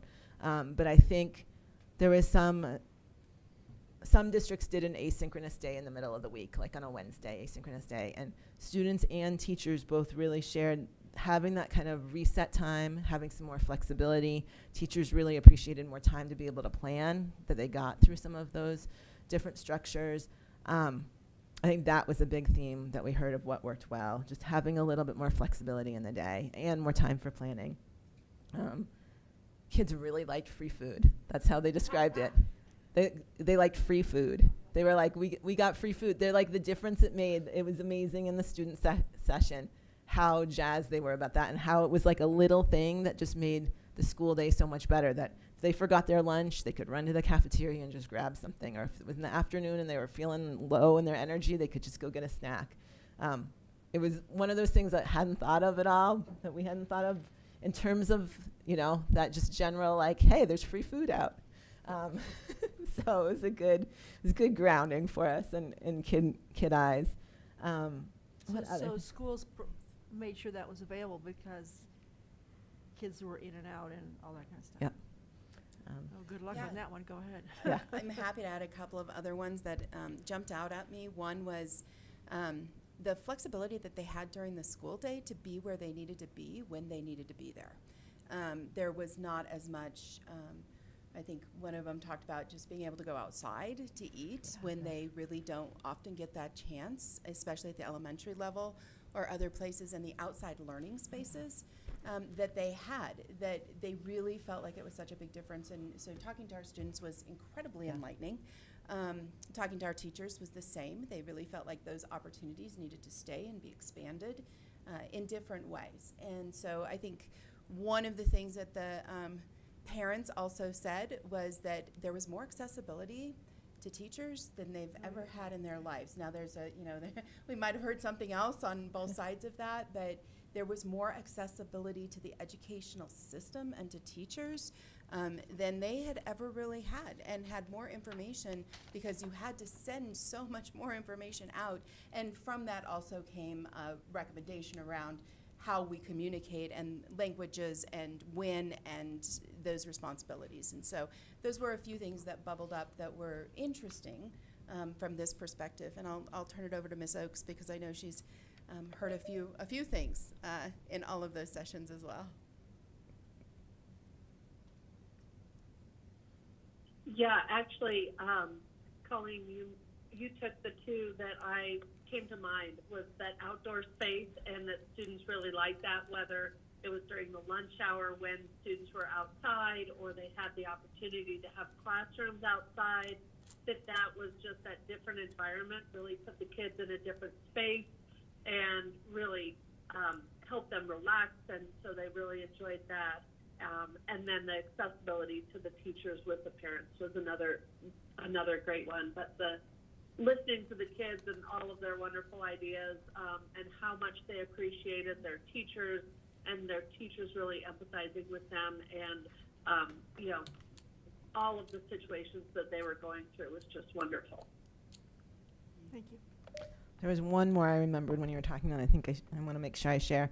There was one teacher especially, but we heard it from a number of them about smaller class sizes. And I think a lot of that happened this year just with enrollment and how districts kept their staffing and everything. But there was one teacher in one of the groups I was in that talked about, she's in a high-needs school, high-needs students, and generally they have a hard time showing growth or a lot of growth.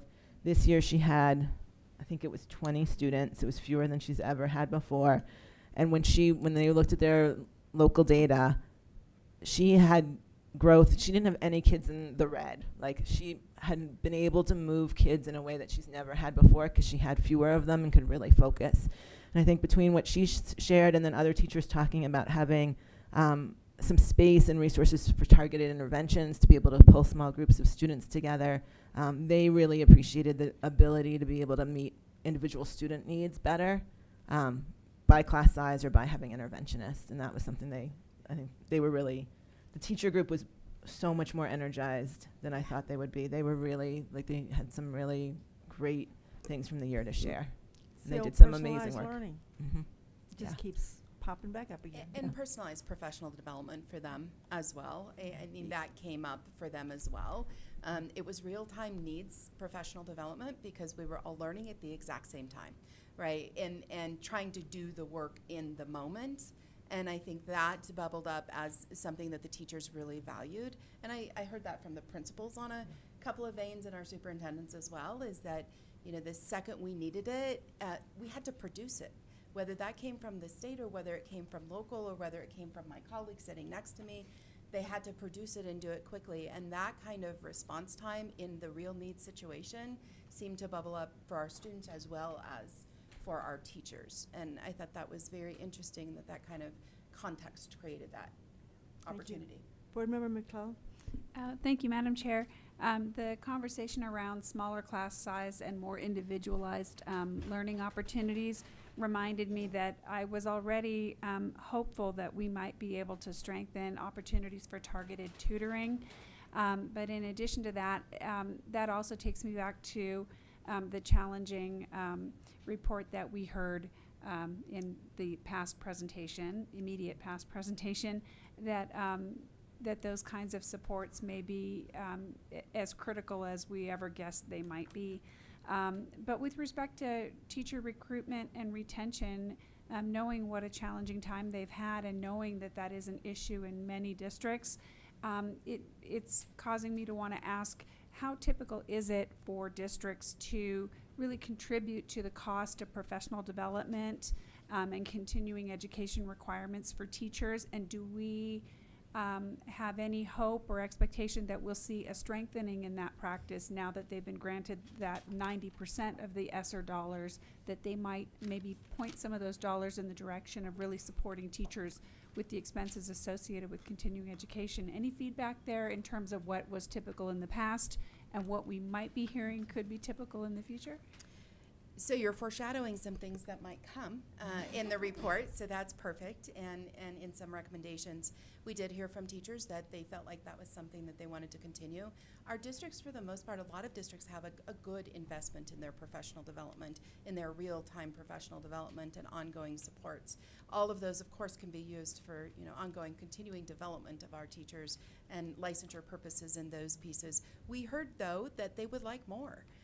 And they would like more opportunities to grow in different areas on top of it, to be part of professional organizations, to go on to get their master's degree or another endorsement, to be able to contribute for AP classes, those pieces. So they definitely heard that and wanted strategies from the district, the state, both of those areas for how they can continue that development. And I think we have a few of those built in to our system as we are thinking about recommendations. Great. Okay, we're going to pass it over to the commissioner now to talk a little bit about how we're thinking about it. Thank you so much, everyone. So yeah, now we're just going to talk a little bit about what we thought about, and as we heard all of this and talked to our staff, and we didn't get the state assessment results much earlier than you did. So, you know, that's a little bit of a tail end on the end of this, but we were able to incorporate that into some of our thinking too. But these were the things we had talked about before. We recognize this is a once-in-a-generation opportunity to support our education system with these funds. We also have a more than once-in-a-generation need to do that. I think even I was surprised with our results this year of how much we lost. So that, you know, the need is even greater than I maybe had anticipated before we actually saw it in hard numbers. We wanted to stop and think big and gather input and use this opportunity as a time to really make a difference. And our top priority, even before we saw those gaps, were to close the opportunity and achievement gaps. And we know that those have we now know for sure that those have been exacerbated quite a bit by the pandemic. So next slide. These were some of the criteria we talked about as we thought about these issues. So we can certainly add criteria. You can add criteria. These are some of the criteria you've given us in the work session. But addressing the needs of our students most impacted by the pandemic. And historically. So, you know, those you saw those bar charts and those slopes today of which students were impacted the most by this. So focusing there is going to be really important. And we want to build capacity. Some of these might be one-time dollars, but we want to use those one-time dollars to leverage longer-term changes. So think about instructional materials. If we can invest in high-quality instructional materials with one-time funds, those materials get to go on beyond 1 year or 2 years. That's just an example. And we want to magnify the impact, so similar. Our districts are using some of these 90% of funds. We want to magnify their impact. We don't want to have a million different points of light. We don't want to get districts started on 500 other programs if they're investing in some good research-based, evidence-based programs. We want to support that. And we want to think about focusing the funding on few enough priorities. There seems to be so many, so it's hard to really keep it tight. But few enough priorities that enough money makes a difference. So it's not like we're doing 500,000 there and 200,000 there. It's like we're investing some dollars to make a difference, and we have those dollars. So thinking about that. And then, of course, because Jennifer and Melissa are here, I have to say allowable uses. And now Scott's here. So when we get audited, we have to have a clean bill of health.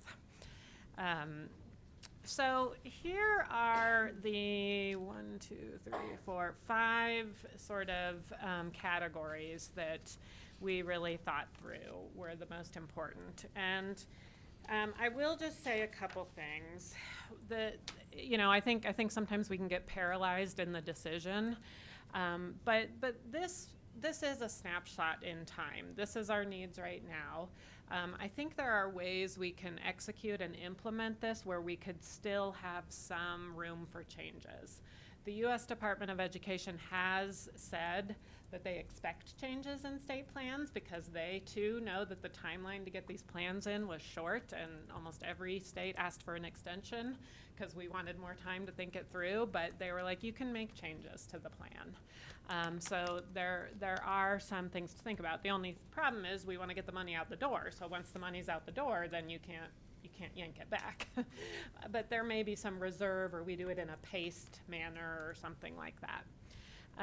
So here are the 5 categories we consider are important for allocations. Doesn't mean you have to follow these, but these are just putting our ideas on paper for you.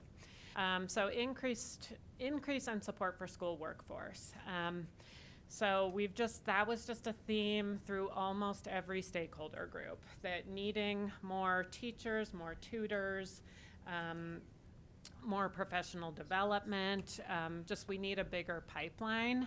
I did just get an email today from a superintendent saying that she had to cancel bus and food services for this year. And those are not exactly educators, but they could be under the special service providers in some way, but that they are literally just having a workforce issue. And so this 380 AmeriCorps members, that kind of stuff really helps. And then we want to get those people into the pipeline. But we also, with the amazing amount of gaps we need to close, we need to have more educators educating and focusing really closely on the skills. So supporting academic acceleration, really that can be could be a subset, or the workforce could be a subset of that. Those are all connected. But obviously that's what we heard in the last session. Supporting academic acceleration, you will see in our considerations, that's where the majority of the money in our consideration would go to. And focus most specifically on English language proficiency or English language learners, math, and literacy for impacted populations. Those are like the three big areas that we really heard, and English language learners and math being the top two. I mean, we did see losses in literacy, but we saw really big losses in math. We were bad. I know, and our math person to my right is upset about that. Transparency, monitoring and learning through data, information, and evaluation. So this is some of what you've heard me talk about over the last couple of months on a little bit of investing in our own systems to get better and more efficient at what we do. So rather than having 25 different grant programs, all led by different grant managers, all in different grant systems, could we get a grant management system that we can use as a team? And then if Melissa Kolsman goes out to Pueblo School District and she wants to bring up Pueblo School District on our database, and she can see all of the grants that Pueblo School Districts get, and she can tailor her technical assistance to that district in real time. That's just an example, because we have lots of our staff going out to districts, but they're siloed, right? So we would like to put some, and you guys ask us those questions all the time. How many grants do X district get? How much money does Y district get? You know, which districts don't get any money? And to be honest, there are some. There are some that don't access the grants that we get. We could have those answers for you more readily, and it would help us long-term, I think, serve students better and serve districts better by making sure they can get the resources they need and the grants that they need. So some of that would be that. Re-engagement for students through after-school, summer school, enrichment, academic. There's a big category here, but you know, we can go through some ideas there, and then community building within schools and districts. So I started, because I got so excited, I started going into some of the detail on those. But if we go to the next slide, I think there might be animation there. Maybe go one more. Oh, the numbers didn't show up? Okay. The numbers show up on board docs. But so number one is that increased support. You know, again, we're just throwing ballparking out there just to give you a starting point, or you can throw all our numbers away and start from your own. But I think we have about 138 million to spend. Okay. And so we've divided that 138 million into some considerations for allocations.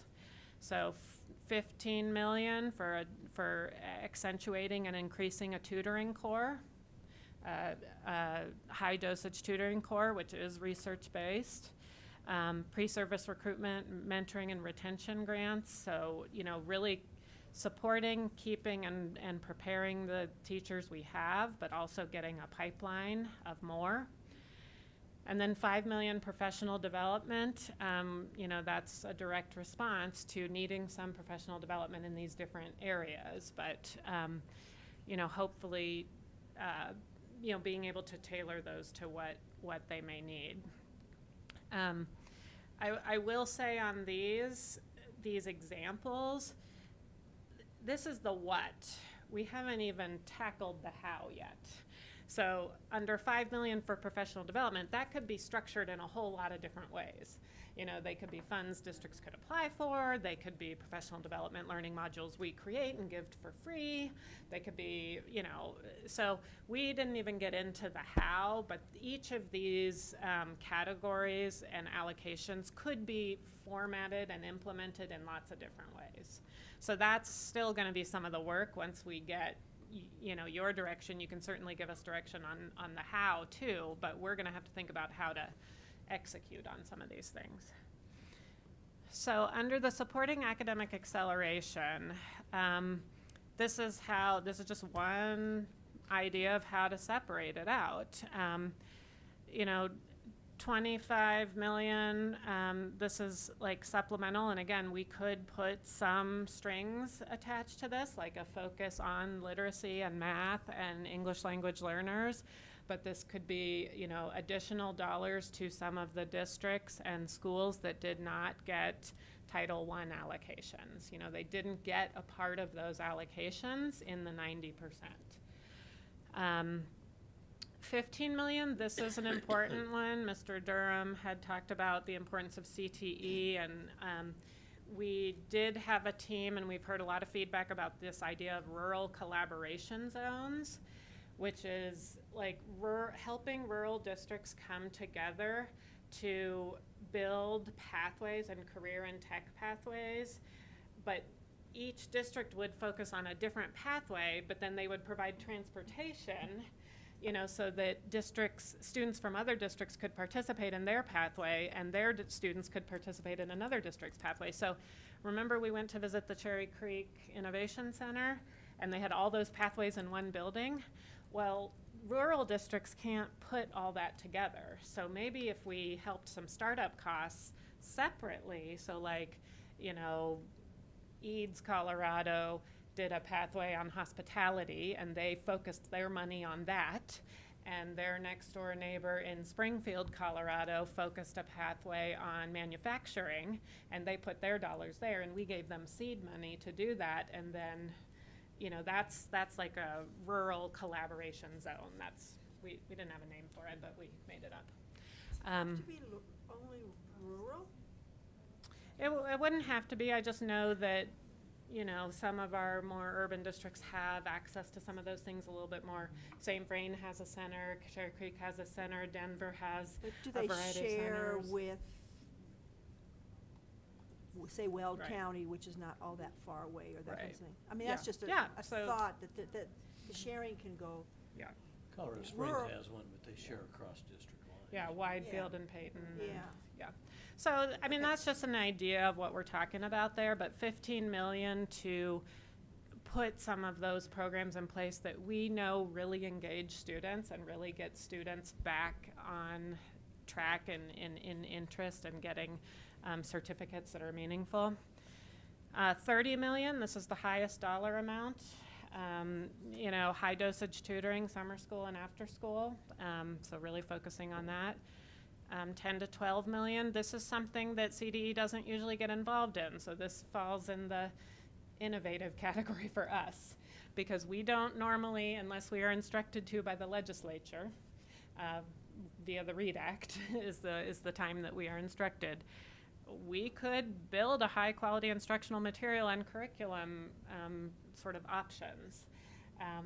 We do know that that's a thing in Colorado, where not a lot of our, those things are costly, and having high quality evidence-based, research-based materials is really important. We could purchase those at a state level, or we could create a bank, and then we could ask for matching funds for a district, and we could give them matching funds to incentivize them to buy these materials.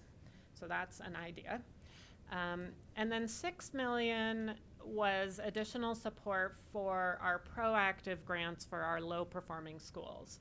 So you all have heard about some of the successes we've had on supporting our low-performing and turnaround schools with our turnaround network. But we haven't had all the resources. We haven't been able to give all the grants that we're asked for. We get more requests than we can provide. And that would fit right in line with supporting those schools. Those schools that are low performing now, or were, probably saw a bigger dip. And so giving them some supports would be, we think, important. And then the next slide, 3 and 4, I already talked a little bit about this, so I won't. This would be more, this would be, number 3 would be more infrastructure for CDE, just to be transparent. Sort of increasing our efficacy of data pipeline, our customer relations and grant management tool with data visualizations, And then a data and evaluation office, which is to really try to capture what's working. We do a lot of legislative reports, but we don't have the capacity to really dig in to what's working unless we have the money like the West Ed, example of somebody to do it for us. So we could build our infrastructure there a little bit. The re-engagement for students is what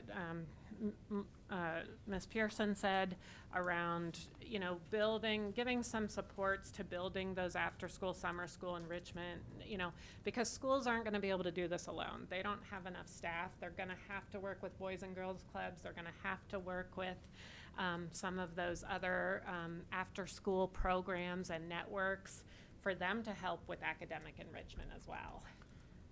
Can I ask a question, Mhm. Katie? I have had people tell me, I think some of them who were at least associated with school districts, that districts fully intend to provide all these services themselves. They don't want to pass the money on to Boys and Girls Clubs and other things. I don't think they're as good at delivering those services as perhaps some of those other organizations, but do you have any reason to believe that what I heard is true? And it sort of fits what districts usually do, but are they willing to be a little bit more flexible and try not to feel like they have to provide every service themselves? I haven't heard that personally. In fact, I've heard the opposite, which is that they are feeling overwhelmed and they need help. But that may be the case in some instances, and I think that is the challenge with this particular pandemic. There are many of our school districts that don't have access to a Boys and Girls Club. They're in a rural community, they are gonna have to provide the services and hire some folks and provide some after-school supports. But, so, I don't know, Ms. Pearson? I was just going to say, it's just districts have shared that they just don't have those same community resources to rely on. Some don't. And then others have there's some great partnerships going on. Yeah. Thank you. Yeah. I want us to maybe not necessarily use the term after school, because that's not necessarily the only time. For some families, that means soccer. For some families, that means you gotta be home to help mom and dad. So if there's another term, out of school, cause it might be Saturday afternoon, or, I think they're very important and I strongly support them. But to suggest that they need to be at a certain time may not in fact be for that community, right? Especially if they have a very strong secondary, either arts or sports or that kind of program that is a part of their community. There still ought to be some opportunities for example, the enrichment and the fun tutoring and that sort of stuff that we want to see in order to help kids get back. I don't know if the feds, I'm not thrilled that the feds use after school or summer school. That narrows things down to the alternatives, but we shouldn't, I don't think we Limit should, it. yeah. I don't think Yeah. we should. For me, after school, I spent detention. That's kind of a negative Yeah, connotation. exactly. I think out of school time is good, and we can always do the translation for the feds to make sure they know it's after We're school. talking about that, we're not putting putting Oh. millions of dollars for Into detention? particular problem. Okay. And then, the last thing, just, again, I said we had about 135 to 38 million to quote-unquote spend. That, what you just saw, those allocations kind of add up to that except for this 4 million. Just additional needs reserve. Now, you guys could change that. You could lower some of those other things and have a additional needs reserve. And you can change any of that for this matter. This was what I call a straw dog for you. And kind of emphasizes, I think, the academic piece and the workforce piece, because we can't get to the academic piece if we don't have the workforce piece. And so with that, we really open it for discussion. We do have some guiding questions, but you can really just react to what you heard so far. Board Member Durham. Thank you, Madam Chair. I think, one of the things we have now that maybe wasn't available throughout the process were the CMAS results. And I think the question really, it would, keeping in mind a couple of things. One is for every dollar we have to spend, the districts have about 9. So we may be able to help leverage that some of that in the right direction. But the CMAS results indicated to me that that it would be really valuable. We could use the same construct you have, but let's say that construct is largely limited to K through 6. So at that rate, that's about, from our perspective, about $240 or $50 a child if we put it in that perspective to spend over all of these various categories of our money. So if we're talking about early grades, math is, I think, a bigger priority than English language arts, although English language arts is a significant second priority. And then I think what we can't, at least I don't feel I'm competent to try and build, is you have to establish specific categories, which you've done in some ways, but then you have to figure out how you're going to deliver this particular service, to whom and by whom. So the planning that staff can do that I don't think we can do is, we're going to try and establish intensive tutoring programs. They're going to be targeted to these districts or these class of students, and they're going to be delivered by how are we going to get those done? So I think we would be better off if we concentrated our money in early grades, because we need to solve, we don't have enough money to solve all the problems. And if we can solve them in early grades, it'll be a lasting, that'll last us for those kids for a number of years. So if we concentrate our money there, if we concentrate it on math, also on English, I think the only piece that doesn't fit that is the career and technical education. I think there's been almost nothing done that I can see in career and technical education. It's in this whole pandemic, I think we've lost a lot of ground in trying to be able to, 60% or at least of our kids will never graduate from college. So when we think about it in that perspective, we need to be able to provide career paths, and so I think that money, I appreciate the inclusion of that $15 million. I'm not quite sure exactly how you target that. I like the rural, at least partly the rural, because they don't have critical mass. At least in the urban areas, they have critical mass and I think more resources.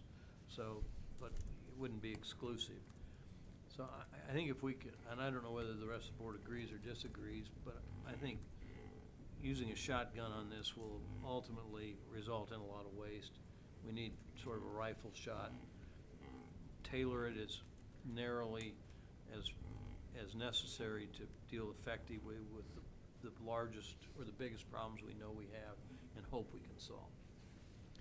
Mr. Durham, can't we get optimistic about the fact that the governor has funds? I mean, to me, this is sort of a want list, but I don't know whether the monetary allocation can't be shifted a little bit if we can talk gear funds for career. There's a lot of push for community efforts, and I don't think that necessarily has to be these dollars. In other words, see if we can look at a little bit bigger.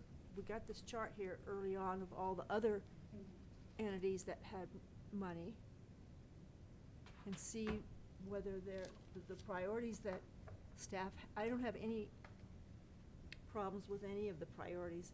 It's just that maybe in order to be effective, we should put more of the money toward those early grades, but find some ways to fund the other ones. Well, Before somebody else gets the money.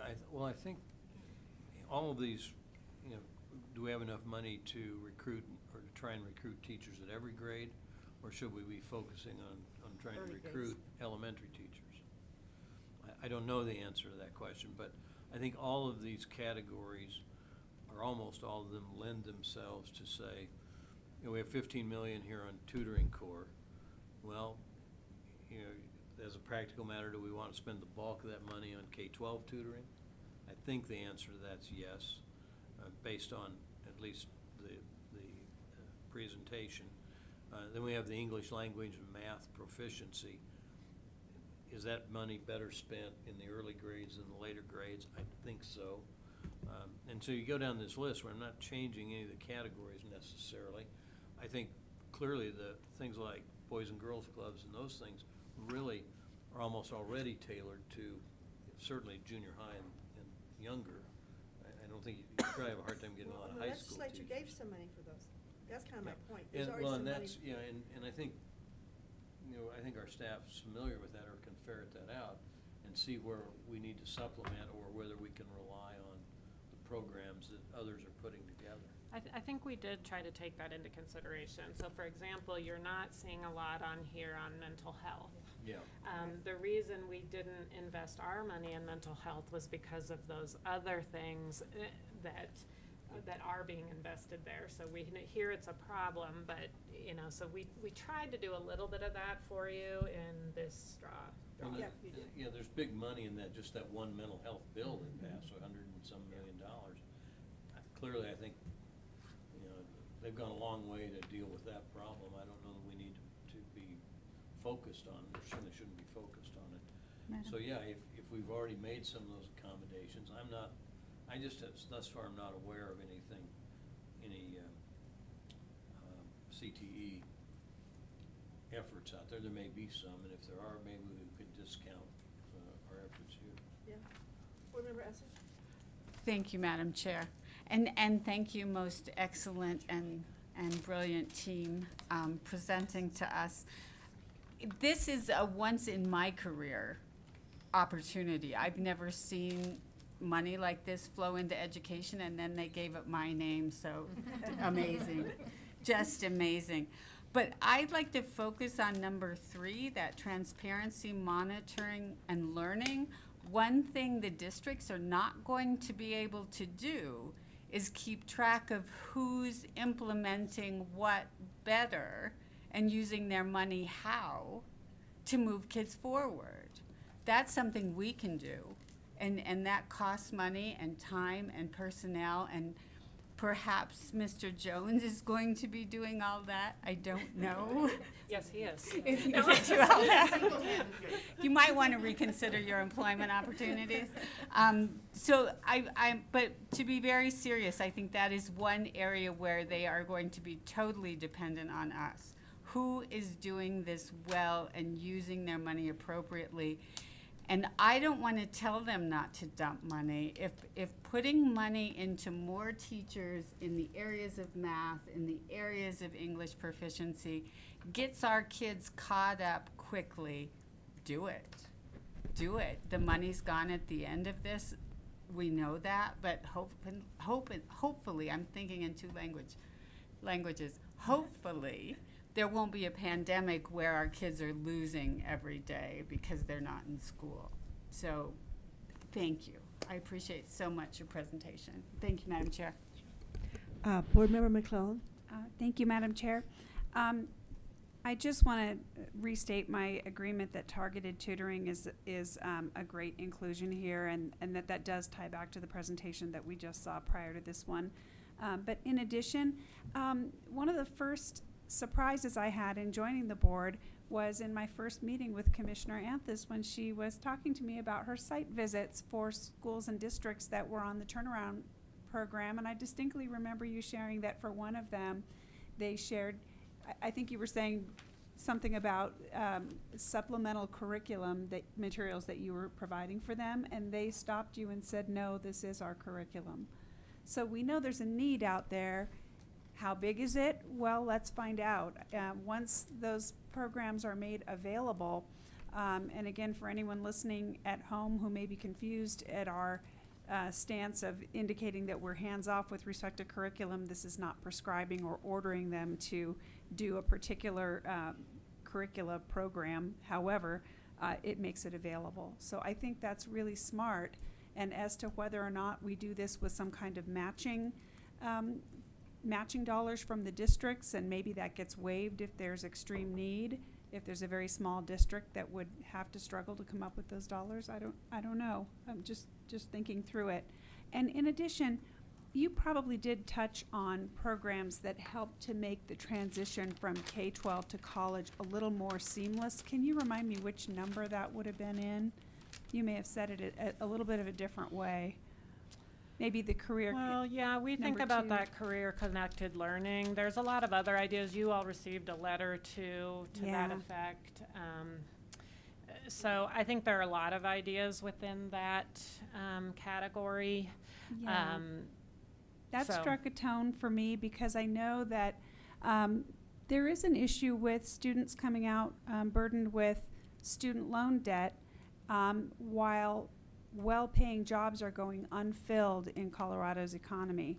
And so if we can help some students to be able to take advantage of the opportunities that are being unfilled and also save themselves some student loan debt, for a percentage of the students graduating, that may be a terrific opportunity. So making sure that they are able to make their informed choices and have those options available to them is great for Colorado's economy too, so that we can make sure that we have a diversified workforce and that we're providing all the skills that are necessary. So thank you for putting this together and giving us kind of a framework from which to begin our work at our work session on the 24th. Much appreciated. So pre-COVID, we were on that road to having a lot of opportunities for our high school kids. And I think it'd be helpful to figure out, well, where are we now? Because I definitely believe we lost ground. But it was already Colorado and a national priority, so Yeah. I'm glad we're on it. We're still certainly on that road, and that just gets us back to the how on this. I think what we would try to do as a staff, if you told us the direction you want these dollars to be put in, we would come back to you with some implementation ideas, and those may very well be adding resources to programs that are working now, so that we're not creating a whole new infrastructure. Some of the literacy stuff might be added to the READ Act, or those programs we have in place already. And so those things that we are on track for, that we do, and that's why we suggested adding to the low-performing schools and turnaround work, the easy work, because we know we do have some outcomes there. When they use those materials and they use our coaches and they use those processes, we do see improvements. So adding to that program rather than creating a whole new one. And Commissioner, we might want to look at alignment with ELC, with those recommendations. Board Member Sheffel? Yeah, I just wanted to say thanks for putting this all together. It's great thinking. From my perspective, and I think all of us feel this way, is just that when we see this data that we saw earlier today, one of our major priorities should be to close those gaps and at least get us back to where we were and accelerate. This is the one time when we can use these funds to create the data around a theory of action that actually works. And it's a one-time infusion. So when you look at the research around high-dosage tutoring, which you've included in here, it's like 200 meta-analysis studies. Tutoring 4 or more days a week, 50 hours over 36 weeks has a very substantial effect size and one of the most cost-effective things we could do to close those gaps. So what I see here is $30 million for high-dosage tutoring, which is excellent, summer school, after school, $15 million, which is tutoring core. I'm not sure how that differs, but I would just encourage. People that do it, probably. Okay. I would just encourage, I guess the simplification piece seems really important, that we don't scatter. I think Mr. Durham referred to it. I'd like to see the focus on elementary and middle school, and then a little different focus on high school as we look at meaningful experiences and internships for them and trying to restore some of the great work we had done previously. But if we can focus on elementary and middle school, really look at this high dosage tutoring piece in math and reading and writing to close those gaps, then we situate those students for success, in the next 5 or so years when they complete their education. So I don't know, when I see like 25 million supplemental for districts, BOCES, SPED, that feels like a fund that could easily become non-trackable and non-impactful, although it might be impactful, but I don't know what it is. And instructional materials, curriculum bank, I don't know if that's needed or not, it could be. But I just think, additional supports for EASI and proactive grants. I would just encourage simplification so that we can get an accelerated impact from the money, so that it distills down into a concentrated effort when we look at those data from earlier today. Very helpful. What hand flew up? Board Member Skarzica. Yeah, I'm still getting the same thing. Thank you. Jane used to sit like this, and I didn't know. Is your hand up? Or isn't it? Help me out, guys. So thank you so much for putting this together. So I read the entire report, and in my head, I'm like, I don't know. I mean, what did I actually get? I look at this presentation and I say, that's a really good summary of what I read. I really do think you captured what people said would be beneficial. So I support what you've put together, echoing certainly some of the comments my colleagues said here about focus, but you seem to be on the right track, and superb, thanks. Board Member Rankin. Thank you, Madam Chair. I have a question about when does this start, and when does it have to be, there's got to be a date certain when, okay, you have to have spent all that many. I don't know if that's when the results come back. I think that's something I don't have to talk about, but I think there's just a window there where you get it and it has to be spent by. So, Madam Chair, I'll just go ahead and answer that. As soon as we have an approved state plan, we can start spending. So we turn in our state plan on August 31st. Okay. And we can spend funds through September of 2024. Okay. So we've got got basically a 3-year window to get this done.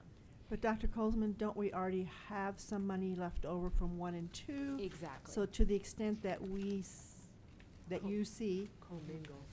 Can we commingle? Yes, we Yes. can. We just have to be able to track it Oh, yeah. appropriately. But it could all go. I mean, to- we've got some bucks now. From ESSER 2 So that's as we left have an over. opportunity, or we see after the 24th, after we agree to a more specific description of this, then yeah, you can go, and we don't have to wait until the feds. That's So- correct. So, so now that we have that determined, what I heard this morning was it's going to take us 5 years from the testing that we did to catch up, possibly, from where we left off in 2019. So I can't, I mean, we could put a lot of focus on this catching up. I'm just not even sure if we, how long it's gonna take us to do that, but I guess that's not part of this. Board Member Rankin, we were already way behind.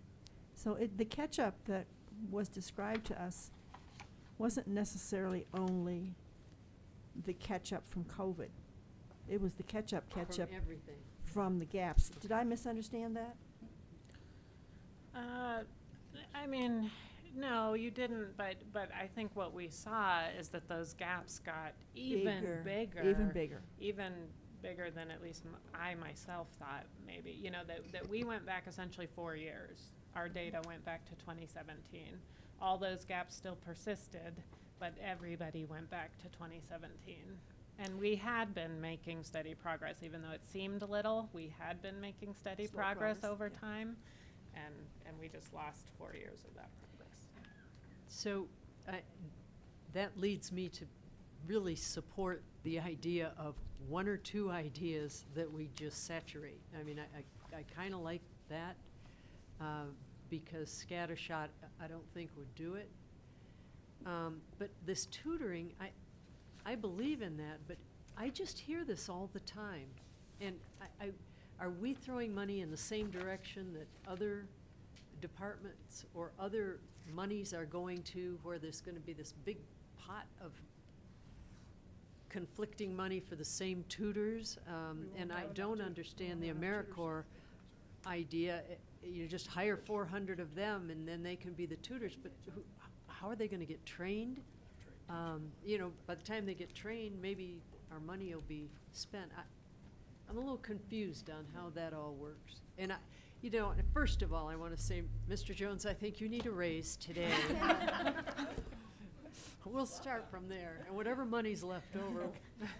He needs an office first. Yeah. He doesn't have an office. What I heard was he Build a needed a building desk. for him, I guess.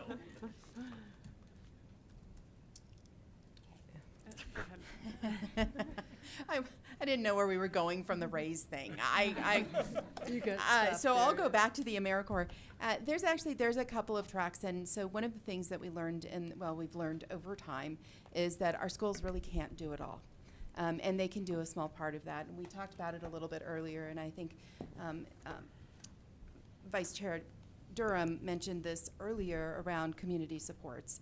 And so over the last year, that's really what we've started to engage in, especially around high dosage tutoring opportunities, is a lot of that work can be done at the school level. And there is a saturation point, and there are a lot of students that need that tutoring, but it's not enough. And so we have to turn to our community partners. And those community partners, while AmeriCorps is the name that you see, those community partners are our Boys and Girls Clubs. So it took me a long time. I'll be really honest. I was not an AmeriCorps SME at all, subject matter expert. I am now much more of an AmeriCorps subject matter expert. But AmeriCorps really partners with those local communities, United Way, Boys and Girls Clubs, and that's where you start to get the saturation, not only into your schools, where we only have so much capacity, and we can only hire so many of our teachers to be our tutors and our community members, so reaching deeper into our communities to elevate those. So it's no longer a singular, hey, districts, this is your responsibility, or making districts feel like it's their responsibility. This is a community approach to being able to do that. We've been able to partner with the Colorado Workforce Development Council to talk with our workforce development centers in the local communities to bring people into our Boys and Girls Clubs or through the AmeriCorps program. And so we're just getting a much wider cast than saying we're looking for educators to help with our tutoring programs. We're looking very deeply, partnering with the Department of Higher Education to bring our college students into our schools to help us. As far as training, like for the AmeriCorps program, they already started recruiting back in June because the governor was able to give them some funding. So we're braiding a little bit of that funding and trying to capitalize on pulling them into educator preparation programs. And so they've already started that training. They have pretty deep, detailed training for a month, and then ongoing as they enter into the classrooms or into the tutoring sites, I should probably say, not classrooms. Board Member Durham? Have you given any thought to trying to find a way to engage retired teachers? Particularly in the economic environment, and the para-colas have become limited, significantly limited. And when with the inflation numbers out there, that might be some people we could recruit that would require not too much training, perhaps a little refresher that would be relatively inexpensive to provide, and obviously they've done it before, so I at least would ask you to take a look and see if that's a pipe dream or a possibility. I appreciate that very much. We reach out into that pool to come back as teachers, but we have not really reached into that pool yet to ask, can you be part of our tutoring corps? So thank you for that opportunity. We'll dig into that. Well, we really have, people may feel somewhat of a duty, obligation, whatever you want to call it, to provide some service to the community and be reasonably well compensated for it. And I would add, I know at least in Denver, we talk about this all the time, we're tapping them to death to be subs too. We I are. mean, that's where we're starting to, so yes. And if we can maybe figure out how to bend some para rules so they can actually work a little more, it'd be great too. But we're running into days, yeah. Yeah, we do We- bounce up against days Well, we- in some capacities. We might be able to go to the legislature on that issue. Madam Chair. Hi Thank- there on my left side, I'm sorry, but You've fallen asleep. Thank you, Madam Chair. I just have a question about high dosage tutoring, actually from one of the superintendents in my CD. Is it in any way aligned with the curriculum of the district they're tutoring for? Or is this a totally separate program that each tutoring site develops on their own? Dr. O'Neill. Oh, you got picked. Well, thank you, Dr. Esser. That's a great question. I'm gonna let Ms. Pearson or Ms. Dr. Colesman go first, and then I can chime in from the AmeriCorps side. Okay. But I think you guys can probably chime in definitely from the district side. I can chime in from the state legislature side. Let's from chime what, in there. From what was in that bill and how it was defined in the bill, that was based on the research behind high dosage tutoring. It's more about the practice, the who's doing it, how frequently, the consistency of it, than it is about specific curriculum. There's nothing in there about specific curriculum to be using, as far as I know. But I'm looking at Dr. Folsman to see if there's anything I'm missing, because you were just digging into it too. Yeah, I'm still pretty new into the research on high dosage tutoring, but I would say that, you know, we would want to obviously see that tutoring is driven by data, like what are the needs of the And students, aligned. and aligned Yeah. to what it is that, you know, the school is doing, and that, you know, obviously that would be related to the gaps that kids might have in terms of the learning opportunities. that they have. Good. Thank you. Thank you, Madam Chair. Guys, thank you. Do you have more to go? Well, the only thing I would ask, it sounds like you guys are all packed up and ready to go, so. So we will hurry up. I'm just doing it so I don't forget anything. Okay. I'm like, okay. But I think we just realized that time is of the essence. So if you have suggestions or you want to talk with us in between now and the 24th, which is a short amount of time, and how we want to like narrow this or you know, Board Member Shuffle, your comments were really good and specific, and or just come to that meeting with really concrete, like if you want to move some priorities around or have a higher priority on one thing, like those are the decisions we'll have to make. I just want to manage expectations. I don't think we're going to be able to get through the how at our board meeting next on the 24th, but you can at least give us like, this much money should go to this topic. And then we have to figure out what is the best way to get that who and what and how done. We just So, got some of that guidance. yeah, we did get Commissioner. some of it, and I think just, we just got some of that. okay. Well, and whatever we do, we need to make sure you have the flexibility that if we discover districts are hiring all the available tutors, we may decide we want to do something else. Right. And you need to be able to amend your plan, because I think workforce shortages are gonna, in this, with all the money that's flowing into these projects, are gonna be very real unless we're successful enticing a whole bunch of retired people to come back to work. Across the whole country. Yeah. Like, everybody's doing high dosage tutoring. Right, We so- should all quit our jobs and go into high dosage tutoring right now. No. Okay, well, thank you so much for it was a very intense couple days, lots of information, so thank you, and we will come back on the 24th. Thank you, staff. Thank you, colleagues. Meeting is adjourned. Remember, in September, we're going to be meeting the second week, Thursday and Friday. But before then, we're meeting on Tuesday, the 24th at 11, what time was it? I think it's 11 to noon. We have to be here for sure. And then the meeting's 1:30 though. So you're feeding us? Yeah, we'll teach you. Okey-doke. Just like the kids, it's the free food. Free food.